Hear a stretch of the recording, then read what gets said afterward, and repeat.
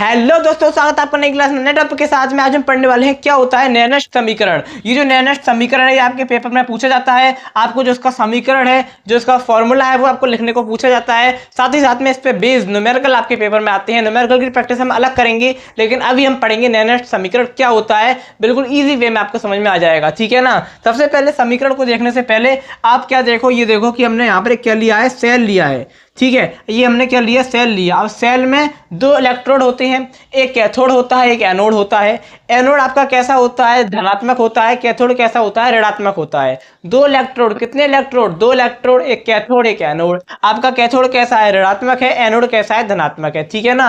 अब क्या होगा, तो समझो ये हमने क्या ले लिया, एक सेल ले लिया। अब आपको पता होना चाहिए जो आपका एनोड होता है उसमें होती है ऑक्सीकरण, ठीक है ना। और जो आपका कैथोड होता है उसमें होती है अपचयन, क्या, अवक्रिया, ठीक है ना। ये दोनों अवक्रियाएं होती हैं।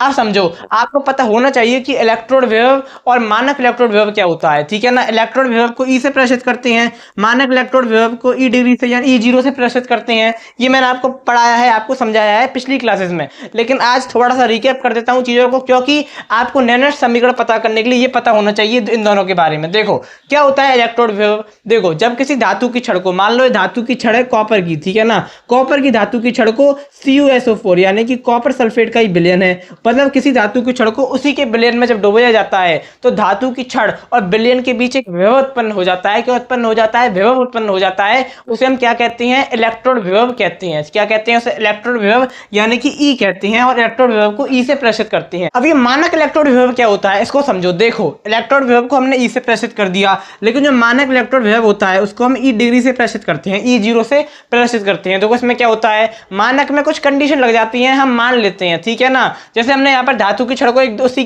के विलयन में डुबोया, तो यहाँ पर क्या कंडीशन लगेगी, 25 डिग्री सेंटीग्रेड ताप, यानी कि यहाँ पर तीन कंडीशन लग जाती हैं। पहली कंडीशन, ताप कितना होना चाहिए, 25 डिग्री सेंटीग्रेड होना चाहिए। आपका जो दाब है वो कितना होना चाहिए, वो 1 ATM का दाब होना चाहिए, ठीक है। अगली कंडीशन क्या लगती है, जो आपकी सांद्रता होती है वो कितनी होनी चाहिए, वो 1 मोलर सांद्रता होनी चाहिए। कितनी सांद्रता होनी चाहिए, 1 मोलर सांद्रता। ये आपकी तीन कंडीशन लग जाती हैं जब धातु जो की छड़ को उसी के विलयन में डुबोया जाता है। तो धातु की छड़ और विलयन के बीच, धातु की छड़ की सतह पर एक विभव उत्पन्न हो जाता है, उसे मानक इलेक्ट्रोड विभव कह देते हैं। बस उसमें तीन कंडीशन लग जाती हैं, ताप 25 डिग्री सेंटीग्रेड, दाब 1 ATM और 1 मोलर सांद्रता। अब समझो, जो आपका मानक इलेक्ट्रोड विभव है उसमें कुछ कंडीशंस लग गई।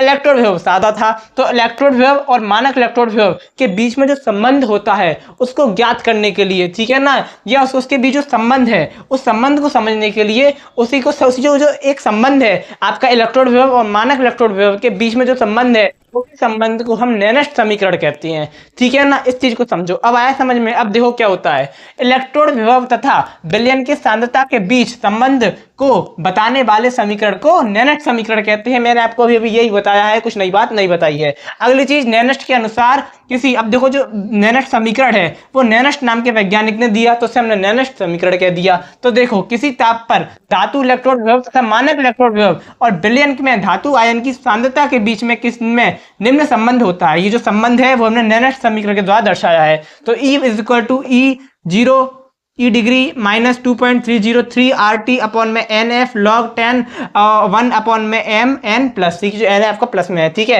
ये हो गया। या फिर या अब यहाँ पर जो R की भी कुछ वैल्यू है, T की भी कुछ वैल्यू है, F की भी कुछ वैल्यू है, उन सबको लिख दो, ठीक है ना। आप क्या करोगे, कोई न्यूमेरिकल सॉल्व करोगे। आप लिख तो ये भी सकते हो, लेकिन न्यूमेरिकल सॉल्व करने में ज़्यादा काम में आएगा, क्योंकि इसमें ज़्यादा वैल्यू लिखनी नहीं पड़ेगी, सब पहले से लिखी हुई है, ठीक है ना। तो क्या हो जाएगा, E = E0 ई डिग्री 0.0591 अपॉन में N log 10 1 अपॉन में MN प्लस, ठीक है ना। अब थोड़ी जान पहचान कर लो। मैंने आपको बता दिया, E क्या है, इलेक्ट्रोड विभव है, E डिग्री क्या है, मानक इलेक्ट्रोड विभव है, R क्या है, गैस नियंत्रक है, T परमताप है, N इलेक्ट्रॉनों की संख्या होती है, सब जानते हैं, F क्या है, फैराडे नियंत्रक है। फैराडे के नियम को जो हम पढ़ेंगे तब हम अच्छी तरह समझेंगे, ठीक है ना। इस चीज की टेंशन नहीं लेनी। अगला है MN प्लस, ये क्या है, धातु आयन की सांद्रता है। तो ये आपका नैनस्ट समीकरण हो जाता है। इसको आप 2 से 3 बार लिखोगे और 2 से 3 बार बोलोगे, पढ़ोगे, लिखोगे, समझोगे, आपको ऑटोमेटिक याद हो जाएगा। और ना याद हो तो जब हम फैराडे के नियम को पढ़ेंगे तो आपको ऑटोमेटिक चीजें समझ में आने लगेंगी। लेकिन अभी भी आपको समझ में आ चुकी होगी, मोटा चीजें समझ में आ गई होंगी